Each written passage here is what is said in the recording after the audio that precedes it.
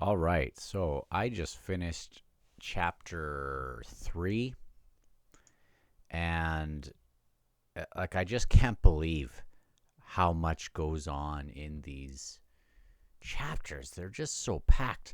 And I had forgotten that in chapter 1 we were leading towards this deck reading, and then I totally got derailed in chapter 2, and I thought like, um and then I went off to kind of do these other things.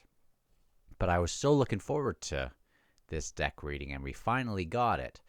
And, right now I'm kind of just like a passenger in all this. Like, I wouldn't be highlighting, even if I was highlighting. I'm not actively doing that in this one, but even then, I wouldn't have anything to highlight because usually it's like the, thematic stuff. And right now it's just like plot and details.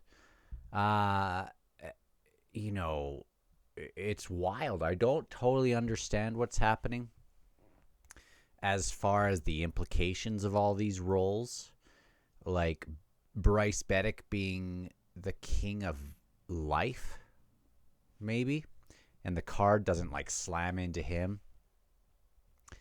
And I love Bryce, and Tarthano Toblakai as the herald of life. Does that mean Ublala? Because he kind of came and helped him out at the end. I don't know if that means it must mean him, right? That'd be cool. Quick Ben being the Magus of Dark is very interesting, and he does not like that.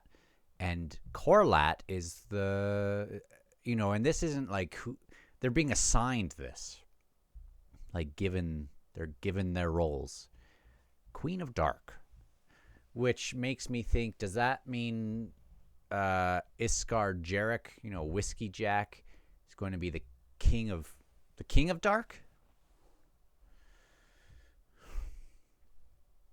I don't know, but that would be cool because as the queen, and she's Tistandi, and remember she chose Whiskey Jack, so that'd be at least interesting. We have Bannisjar, who's the fool in chains, and I thought he was going to be good in all this. Maybe I just misread him, but we're still wondering. Tavor doesn't have a card. Fiddler is awesome during all this, especially when the errant shows up and is going to cause some mayhem here. And Fiddler basically threatens him, like, well, I don't know exactly how he says it, but like he basically threatens him with the master of the deck, like you don't want to mess with him if Ganos shows up, and that would have been so awesome. Fiddler is awesome. This thing, Bug and Saren, and these two like burst into flames, and that looked like a sketchy situation. There were some things with Hellion. I just don't like Hellion. And this Curdle and Tellarest, and they were being dragons for a sec, and wild stuff. Now, I don't, I'm not going to do reactions this early, I don't think, for each scene, because I just want to, I'm getting into the flow of it again. And I think if I do something like this at the end of a chapter, or if it doesn't quite strike me, I won't do it. But certainly by the end of this book, when things start to happen again, I'll stop. Or if something happens mid-chapter, I'll throw a video in. So, but very cool, very cool. I don't know how many chapters is in this part 1. I imagine it's maybe 6 if it's going along with the other ones, but we'll see. Very cool. I wanna keep going. I don't want to spend too much time in between each of these, but I don't totally understand exactly what these green blobs in the sky are.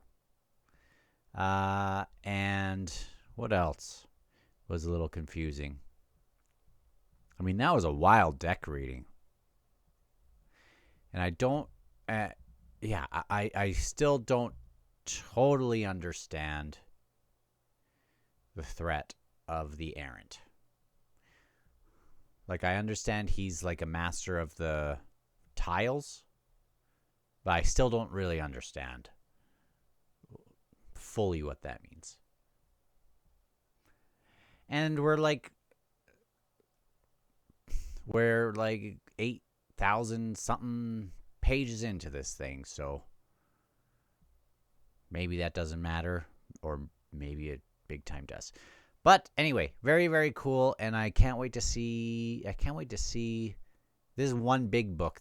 These next two books, so it'll be interesting to see this setup. I hope it's set up in a way that I'll be able to understand, because Steven Erickson's writing is super jarring sometimes. Just how much he jams into each of these chapters and kind of jumps around. It is a little jarring still for me, but I still like it. Still like it a lot. Except for some of the characters I don't love. But anyway, I'll talk to you on the next one.